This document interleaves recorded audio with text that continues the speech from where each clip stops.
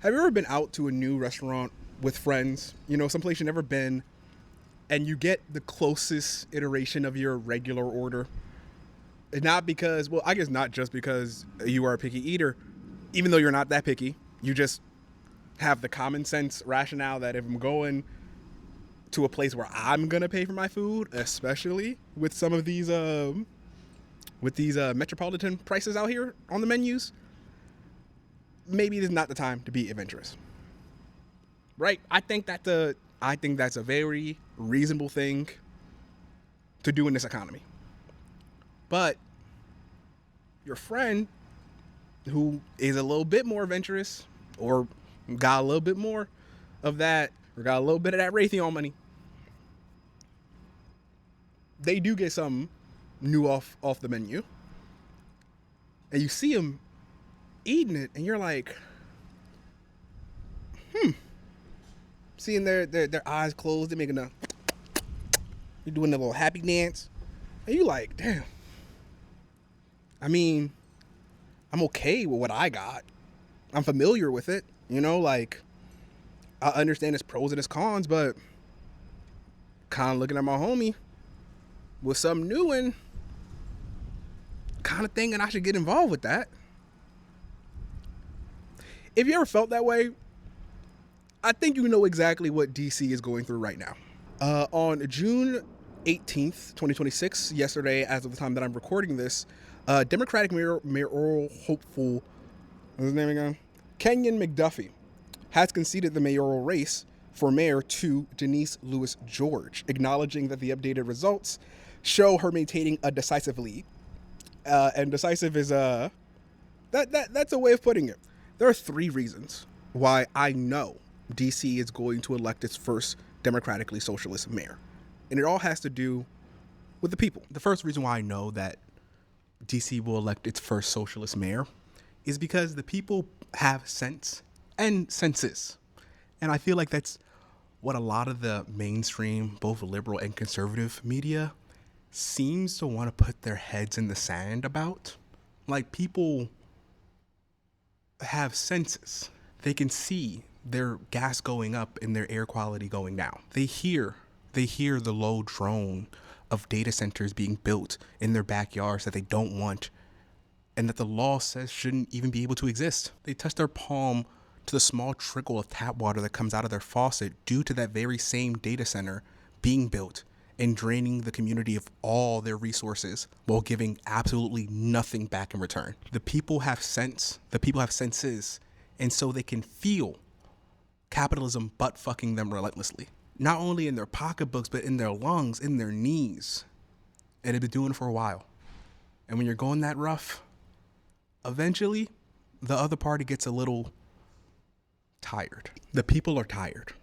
The people are tired of being lied to in the most transparent and unserious ways. Workers with waiters and pool cleaning equipment are working overtime at Washington's iconic reflecting pool, battling the algae that has turned one of the president's prized projects from American flag blue to green. If you take a look, not only has the green of the algae come back, but look at that American flag blue in the paint.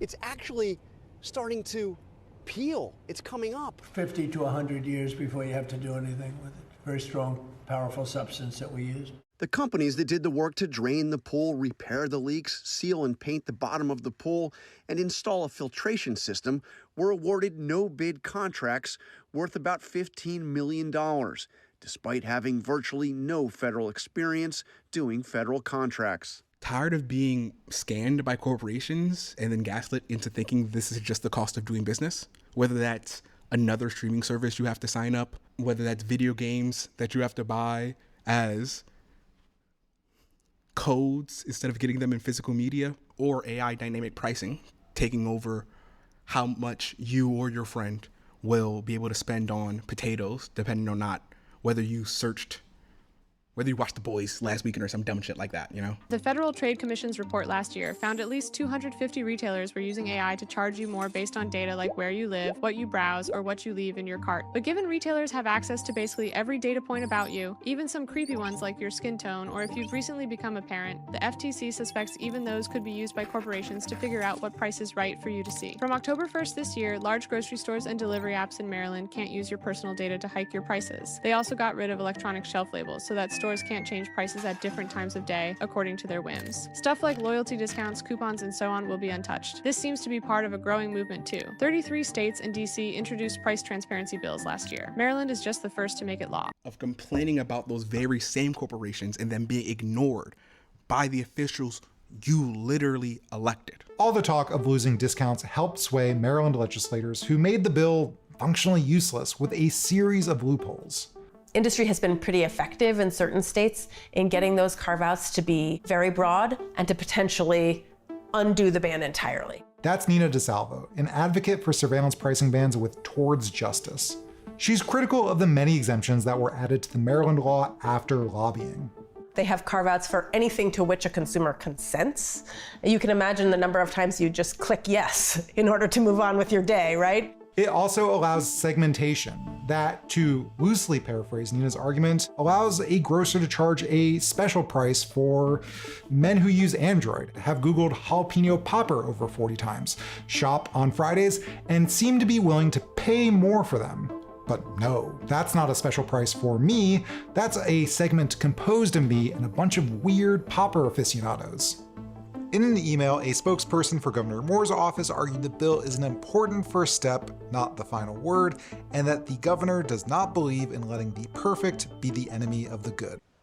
DC will have its first Democrat Socialist mayor because the people believe that their voice matters, that their voices should matter, that in the march, in the search for this more perfect union, the footprints of the entire unit needs to, if not step in sequence, at least in a line spirit of the worker. No, I really kind of want to rant about this for a second. I don't know if this is going to make it in, but like, it truly is insane to me how I feel like it's been proven time and time again that hoarding insane amounts of wealth will not make people love you.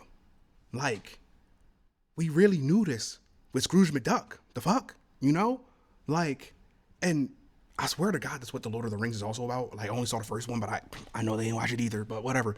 It is actually so destructively inane that our entire future is riding on the delusions of emotionally stunted men who, because they literally did win the game put in front of them of capitalism, and they're still empty, will now make it all of our problems as they keep trying every other solution except just giving away the money to find the human connection they so desperately want access to, but refuse to give any sort of power or autonomy away for. It's such traumatized behavior that if I didn't know they had enough money to hire literally 12,000 therapists with their hourly wage, I might feel sorry for them. But it's fuck them. It's fuck all of them.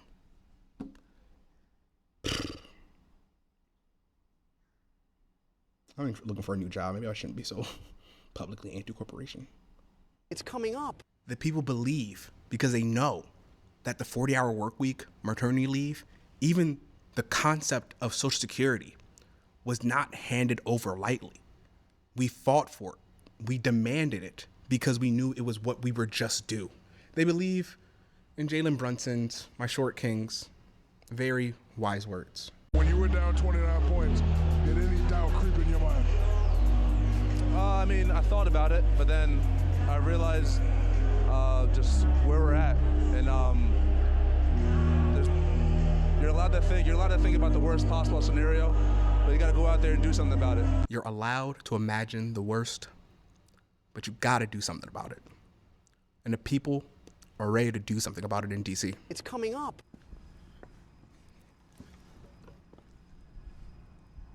The third and most important reason why DC is going to elect its first democratically socialist mayor is because the people believe in Janice Lewis George, a third-generation Washingtonian and a Howard alum, the daughter of a union postal worker who regularly took her to labor meetings. A person who, and I'm quoting here, always had a spirit of disruption, going against the grain, advocating for the least in community. To be honest, but millennials are going sicko mode right now with the redemption arc on Hope, and I'm so here for it. I do think, having been a person who grew up in the spectacle of Obama and really being held this carrot of what I thought the country could be, while the past 10 years have completely killed my innocence on how easy the process was going to be, they fucked up by letting us have that one moment, by letting millions of kids see themselves in the image of a more perfect union. And that's coming back now. And I think it's coming back with a vengeance. You can call us millennials cringy if you want, but it is us that are going to be the harbingers of hope, as it were. I think ultimately Trump, I can't say his fucking name. I think ultimately Trump fucked up because he thought he killed hope in us, but he only starved us of it. And now, when you're starved, you're not going to accept no crumbs. I need the whole plate, stingy ass motherfucker, bro. But yeah, congrats to Janice Lewis George. Congrats to Metro DC DSA. Congrats to millennials taking up space in local politics.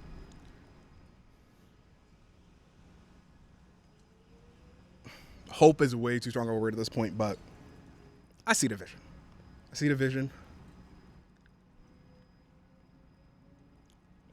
I think we're going to make it.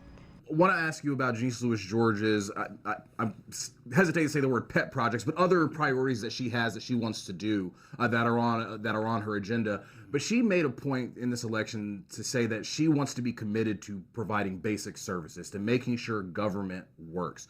What does that look like to a democratic socialist, basic government functions? Yeah, you'll hear a term thrown around called sewer socialism, and that's exactly what this is.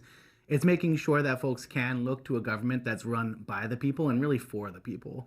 So taking care of things like, for example, the rat problem that we have in the district, fastest growing rat issue in the country, and making sure that, hey, we have these issues, we have these services that should work well.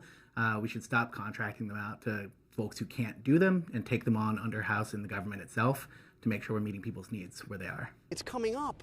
Hello. Thanks for swatching. I'm currently maybe 3 hours removed from being on a plane coming back from Texas. But when I came down, I saw the poll results, and very, very happy for what's going on in DC. And I do think that this truly is a